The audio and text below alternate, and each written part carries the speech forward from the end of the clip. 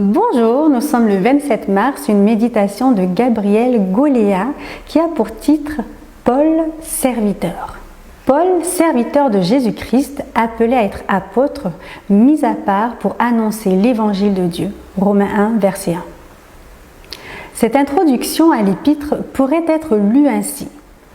Paul, appelé comme serviteur du Christ Jésus, séparé comme apôtre pour l'annonce de Dieu.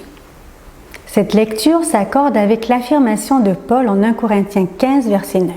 « Car je suis le plus petit des apôtres, moi qui ne suis pas digne d'être appelé apôtre parce que j'ai persécuté l'Église de Dieu. » Paul, était-ce son vrai nom?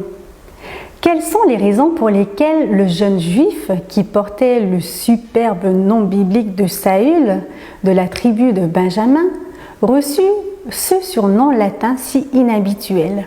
Nous ignorons pourquoi l'apôtre ne donne jamais son nom entier, qui, à en croire une conjecture sans fondement, reprise plus tard par la tradition, aurait été Caius Julius Paulus.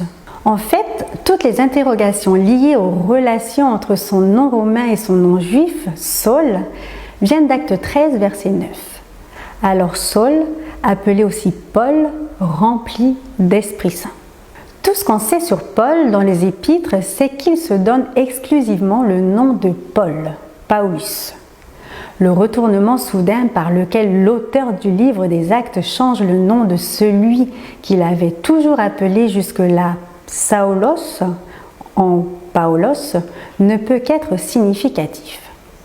Dans les milieux juifs, le phénomène du changement du nom d'un personnage est illustré par les textes de Genèse 17, verset 5. On ne t'appellera plus Abraham, mais ton nom sera Abraham.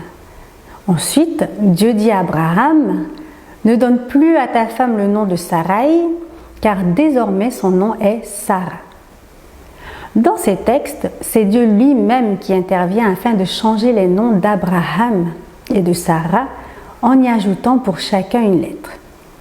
Saulos devient ainsi Paulos. En changeant une seule lettre à son prénom, S par P, une nouvelle harmonie est suggérée. Saulos est en effet un nom royal et l'homme qui le portait était supérieur à tous les autres juifs, non seulement en beauté, mais en grandeur. 1 Samuel 9, verset 2. La substitution du sigma par le pi S par P ne signifie alors rien de moins que le passage du royal à l'infime, de la grandeur à la petitesse.